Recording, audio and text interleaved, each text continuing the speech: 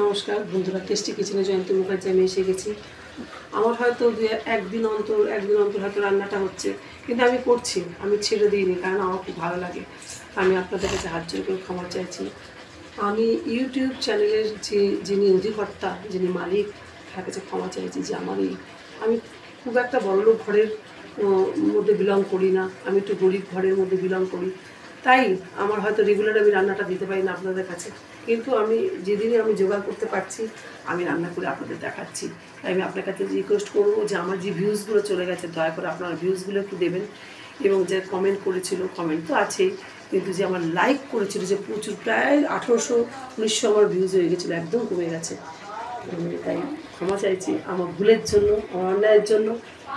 আমি এমনই একটা মানুষ, ভুল করলে আমি ক্ষমা চাইতে 100 বার এগিয়ে, কারণ আমি ভুল করলে আমার ভুল সেটা।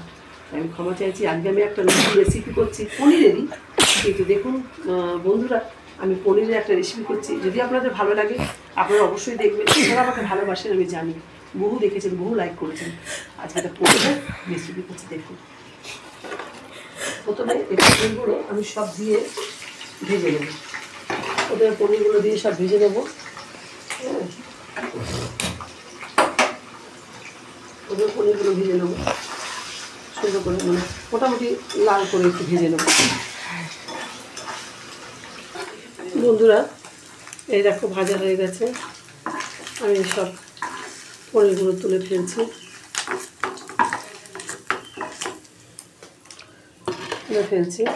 তবে বন্ধুরা, আমার মস্ত বড় একটা ভুল হয়ে গেছে, যে ভুলটা আজকে শুভ নববর্ষ, আজকে পয়লা বৈশাখ, শুভ নববর্ষের শুভেচ্ছা, ভালোবাসা, আন্তরিক শুভেচ্ছা, ভালোবাসা এবং বড়দেরকে আমার প্রণাম জানাচ্ছি।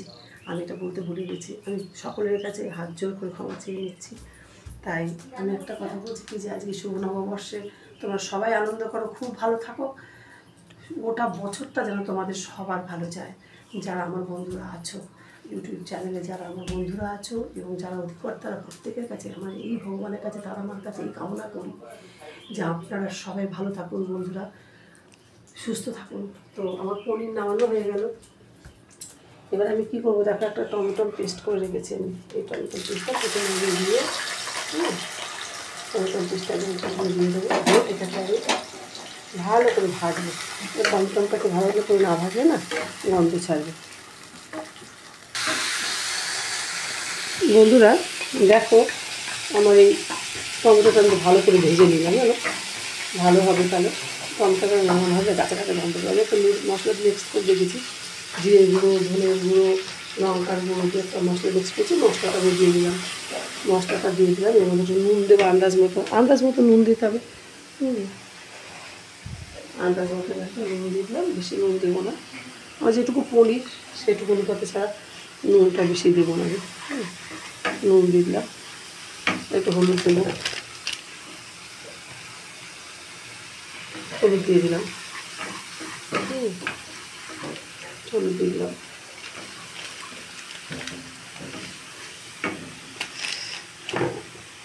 বন্ধুরা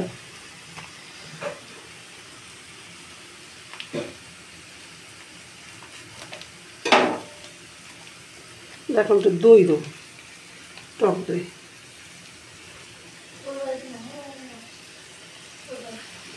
দেবো, টক দই দিয়ে ওগুলো ভালো করে নাড়লে মশলাটা ভেজে নেবো।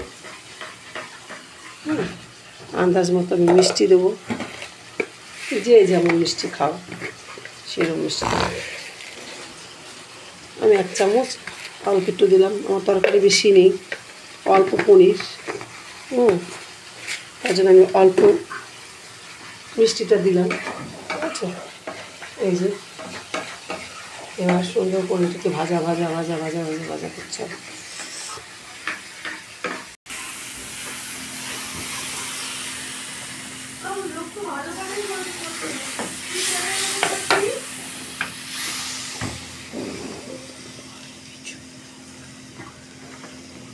বন্ধুরা দেখো, জল দিয়ে দিলাম আমি, এবার আমি জলটা ফুটবে, তারপর এই পনিরগুলো ছেড়ে দেবো, একটু জলটা ফুটে উঠবে।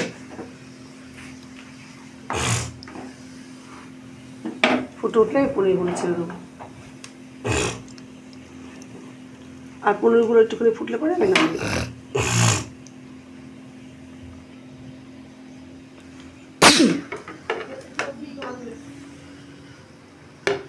একটু ফুটলে পরে, একটু টক করে ফুটলে পরে আমি নামিয়ে দেবো।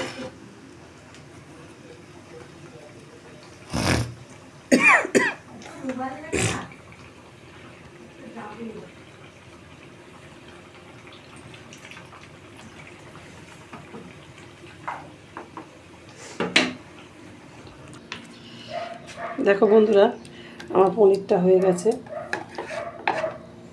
কড়াই থেকে নামানোটা তোমাদের দেখায়নি, কিন্তু যে নামিয়ে দেখাচ্ছি, এরকম করে তোমরা খাবে, খুব ভালো হবে খেতে, খুব সুন্দর। তোমরা জানো, আমি জানি, তো আমারটা দেখো।